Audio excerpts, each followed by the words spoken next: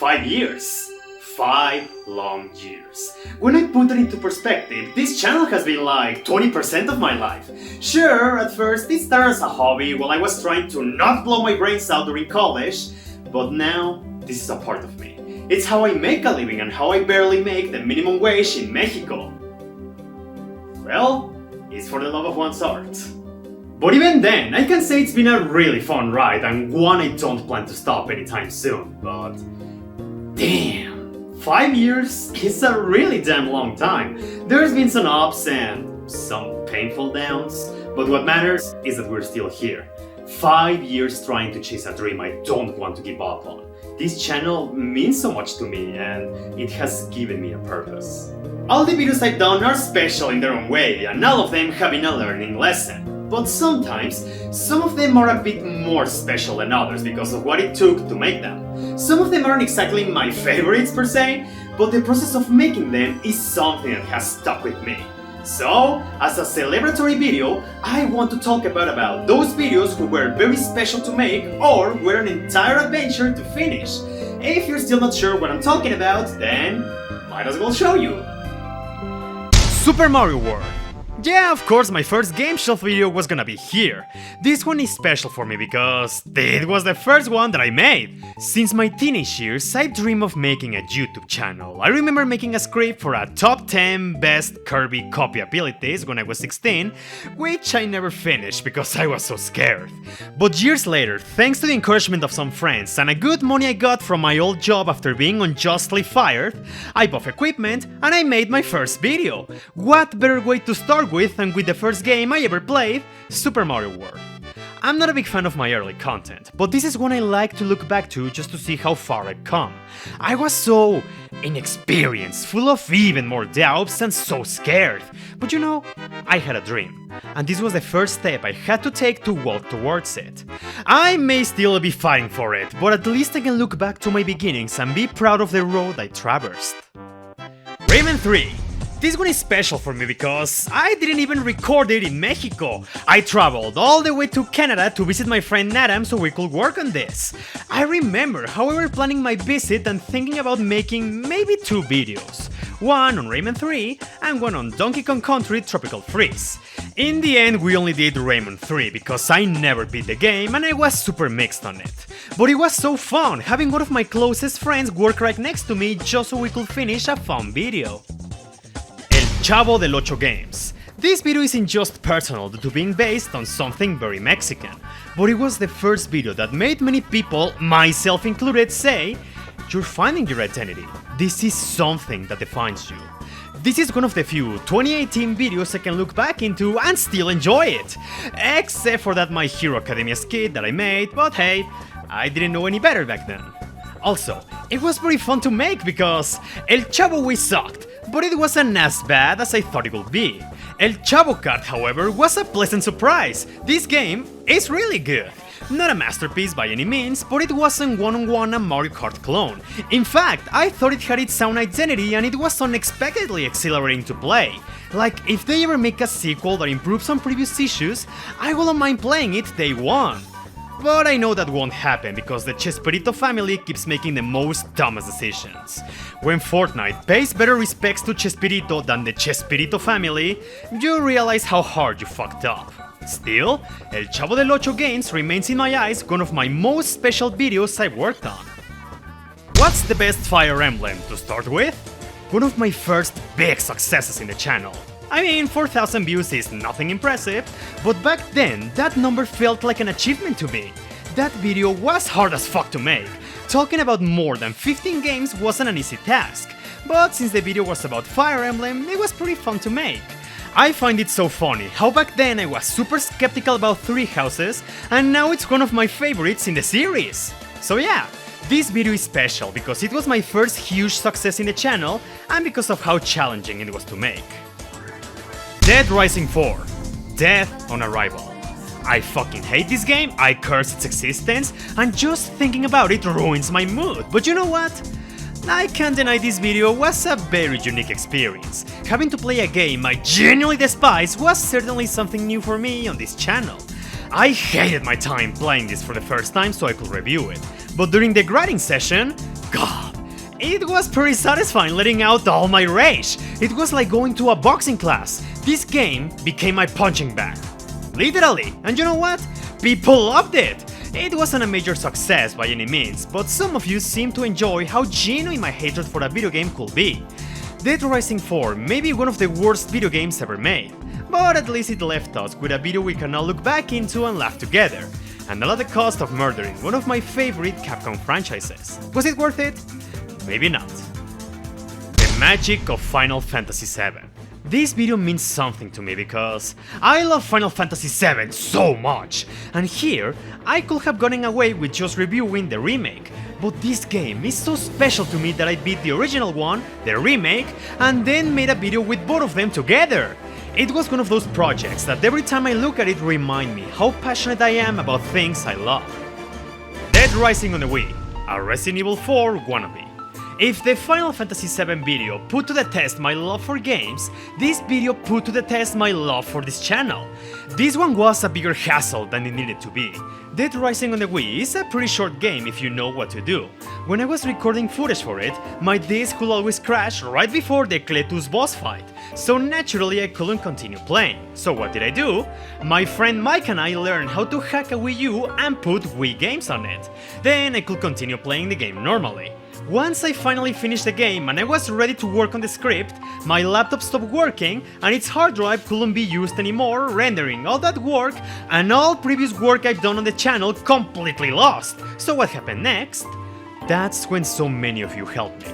Many of you were kind enough to send donations so I could build a new PC. So with my optimism renewed, I replayed Dead Rising Wii all over again, finished the whole video and it only did okay. It got some hate because people thought I meant the original Dead Rising was a Resident Evil 4 clone. But no, I am literally talking about the Wii version, it's even in the title. Still, this video showed me just how far I will go to keep this channel afloat. But it also showed me how much you guys actually care that I continue doing this. So really, thank you so much. Is Xenoblade Chronicles 2 overhated? Kinda similar feelings to the Final Fantasy VII video. This one was incredibly hard to make because Xenoblade 2 is a ginormous game to play. But I was so motivated, you know? I've seen people understandably throw shit at this game for years. But this one I'm so passionate for I wanted to address why despite all the glaring issues it has, it's still a pinnacle in the JRPG genre. I spent so much replaying the game, making one of my longest scripts at the time, tons of editing, and at the end of it all, something miraculous happened. One day, before I decided to release the video to the public, Pyra and Mithra were added to Smash!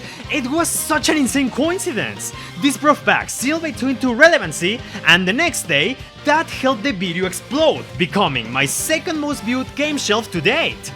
I'll never forget that feeling of accomplishment, pride, and just the amount of happiness it gave me. It really is my dream that one day, a performance like that can become the bare minimum on my channel. No More Heroes, Every Assassin tier list. One I remember for two reasons. One, it was my first hour-long video. The amount of work I put into it was insane. I put so many hopes that this one will become a huge hit because No More Heroes was relevant around that time, and because everyone always told me that YouTube favors incredibly long videos. And two, I single-handedly finished everything in just 3 weeks, except doing the thumbnail. My friends tend to help me with those.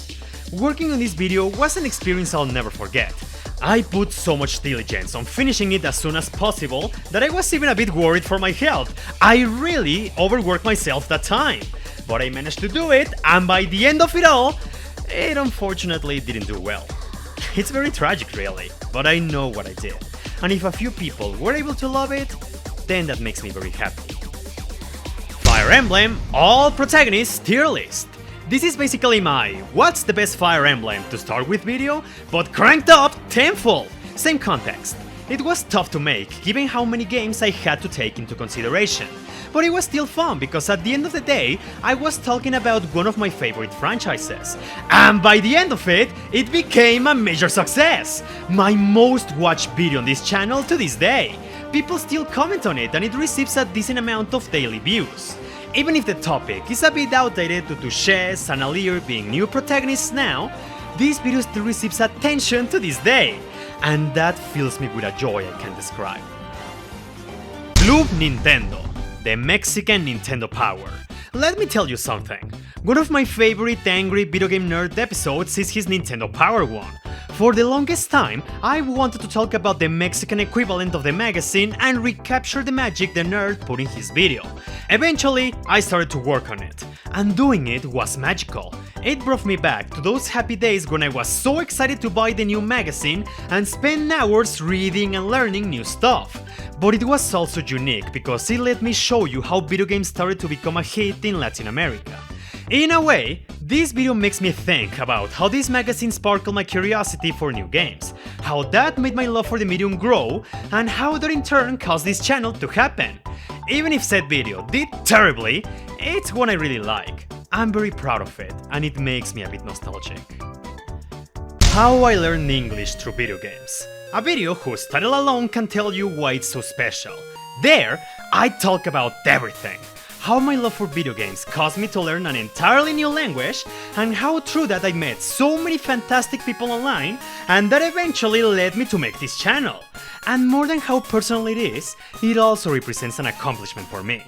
Ever since I made this channel, I remember saying, if I ever hit 10,000 subscribers, I'll make a video about how I learned English through video games.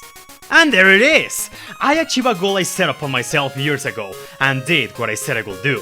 Learning English hasn't just helped me to play more games, it has also allowed me to connect to more incredible people, and that has also allowed me to create some of the most special videos I've done on this channel, which are the final ones I want to talk about. The representation videos. Mexican representation, Latin American representation, and LGBTQ representation in video games. These videos aren't just some of the most ambitious I've ever done. I'm sure they also mean something important to other people. Working on them was nothing short of a good time. With the Mexican representation video, I remember I used an old Facebook group of mine to find as much Mexican stuff as I could, and I will take care of the rest of the research because I wanted to put my culture in a positive light. Then, I expanded to Latin American representation, and I asked a friend of a different Latin American country to help me.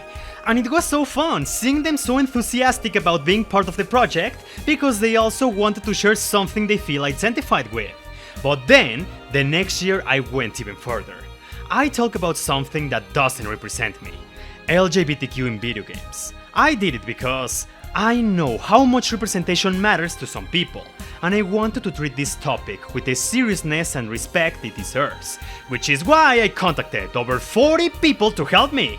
And just like the Latin American video, seeing my friends so passionate, so happy to share their own contributions, really made working on this video a unique experience. And once this video is released and I saw more people commenting how happy they were with what my friends and I did, or how they learned new stuff they didn't know, that filled me with a joy not even YouTube numbers can replicate. It made me realize how my work can touch people's hearts, which is why these representation videos are some of the most special ones I've ever done, because from beginning to end, I did them with friends.